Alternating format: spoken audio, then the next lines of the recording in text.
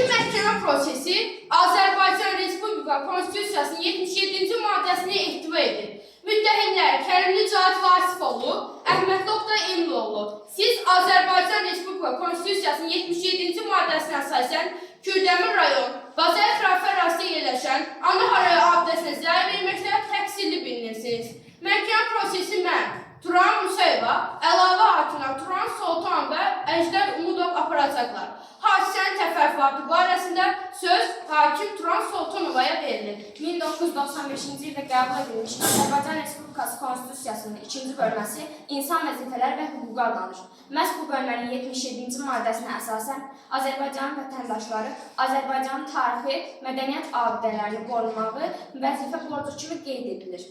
Xatırladaq ki, Azərbaycanın tarixi mədəniyyət abidələrinə zərər yetirmiş şəxslər böyük məsuliyyət daşıyır və məsuliyyətə cəlb olunurlar.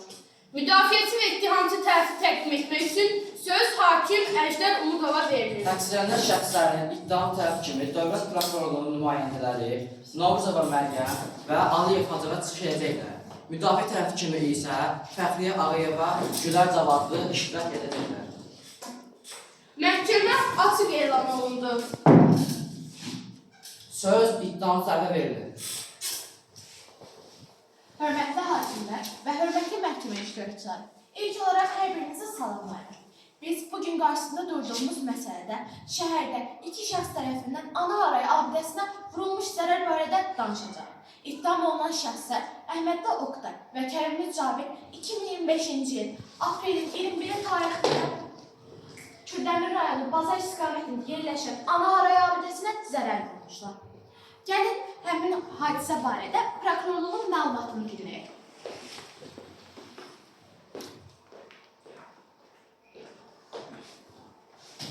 Hadisə 2025-ci il aprelin 21-də saat 14:00 iradələrində olmuşdur. Bazar ətrafı istiqamətində yerləşən Ana Haraya abidəsinin qarşısında təqsirləndirilən şəxslər Kərimli Cahit və Əhmədli Oqtay davadalar salmış və Ana Haraya abidəsinin estetik görüntüsünə zərər vurmuşdur. Hadisə barədə istintaq heyəti və məhkəmə təşkil olunmuşdur. Təqsirləndirilən şəxslərdən Kərimli Cahit Əhmədli Oqtay tərəfindən çağrıldığını iddia edir. Əhmədli Oqtay isə sadəcə heç bir pis niyyətin olmadığını, sadəcə söhbət edib vaxt keçirmək istədiyini deyir. Təqsirləndirilən şəxslər biraz söhbət etdikdən sonra aralarında mübahisə düşür və onlar Ana Haraya abidəsinə ziyan vururlar. Bəli, hadisə zamanı abidənin baş hissəsi zədələnmiş, tarixi və estetik dəyərinə ciddi xələl gəlmiş. Bu bir vandalizm faktıdır. Hörmətli hakim, etirazım var. Buyur. Hörmətli hakim, hadisələrin vandalizm aktı kimi qiymətləndirilməsinə müdafiə tərəfi kimi etiraz edirik.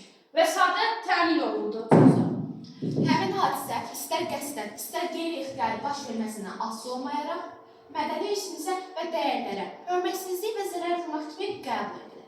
Çünki abidə özündə bir hadisənin xatirəsini yaşatmaqla yanaşı, həmçinin xalqımızın keçmişini və tarixini özündə əks etdirən simvolik bir əsərdir.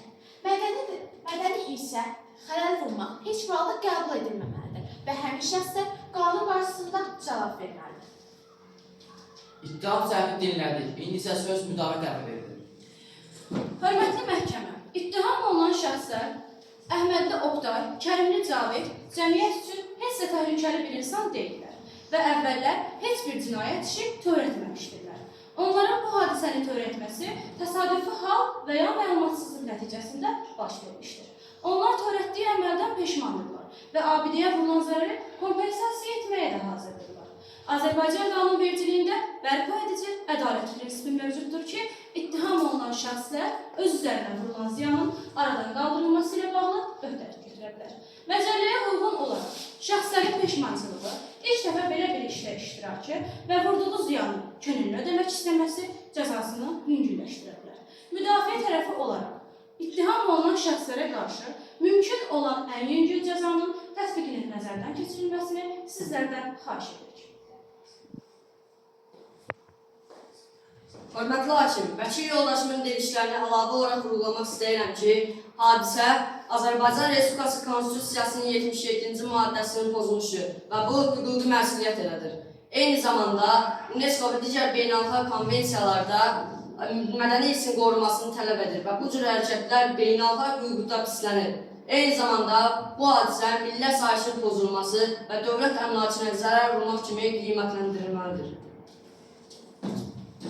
Hörmətli məhkəmə, hakim və proses iştirakçıları, bugün biz Kürdəmir rayonunda baş vermiş hadisə ilə bağlı ittiham olunan şəxslərə qarşı rəsulən ittihamların hüquqi baxımdan düzgün qiymətləndirilməsinə çalışırıq. Müdafiə tərəfi olaraq ittiham olunan şəxslərin hüquqlarının qorunması və hadisələrin real kontekst araşdırılması üçün məhkəmənin obyektivliyini inanırıq. İlk növbədə bu hadisənin vandalizm aktı kimi qiymətləndirilməsinə etiraz etdik. Vəsadətimizi təmin etdiyiniz üçün sizə təşəkkürlər edirik. Müdafiə tərəfi olaraq ittiham olunan şəxslər hərəkətlərinin yalnız təsadüfi və ehtiyatsızlıq nəticəsində baş verdiyini bildiriblər.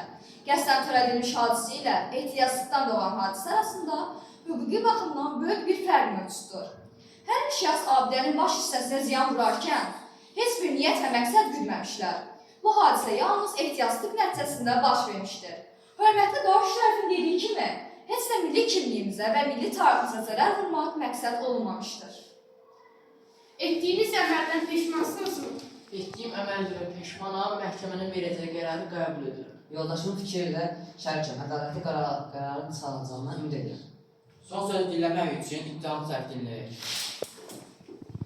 Hörmətli hakimlər, şərh etdiyimiz əsaslarla təqsirləndirilən şəxslərin qanun qarşısında cavab verməsini tələb edirik. Mədəni irsimizin qorunması hər bir vətəndaşımızın Konstitusiyanın 77-ci maddəsinə əsasən borcdur və bu hadisə qanun qarşısında layiqli cəzanı almalıdır. Son söz demək üçün müdafiə tərəfi. Bəli, hörmətli hakim, bu vəhşilik milli mənəvi dəyərlərimizə hörmətsizlik nümunəsi kimi qiymətləndirilməlidir. Nəzərə alaq ki, abidənin yenidən bərpası üçün əlavə xərc tələb olunacaq. Bu xərclərin çəkilməsi ilə bərabər həbs cəza tədbirlərinin görülməsini tələb edilir. Son söz müdafiə tərəfi. Hörmətli məhkəmə, bu hadisəyə hüquqi və insani baxımdan obyektiv yanaşılmalıdır. Düzgün qərar veriləcəyinə güvənimiz tamdır. Hörmətli məhkəmə, ittiham olunan şəxslər cəmiyyət üçün təhlükəli fərd deyil. Cəzanın da məqsədi insanları islah etməkdir. Məhkəmə deyil.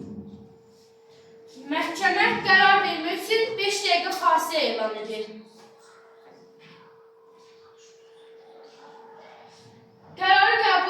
Qərarı açıqlamaq üçün son söz hakim müdafiəçilərə verilir. Məhkəmə qeydə alındı. Təqsirlənilən şəxslər Kərimli Cavid və Əhməd Oqtay Azərbaycan Respublika Cinayət Məcəlləsinin 416-cı maddəsinin 1-ci bəndinə əsasən dəmir hissələri ödəmək üçün 1000 Azərbaycan manatı məbləğində cərimə olunur. Qərar verildiyi gündən qüvvəyə minir. Azərbaycan Respublika Konstitusiyasının 77-ci maddəsinin pozulmasına həsr edilmiş məhkəmə prosesi bağlı elan olunur.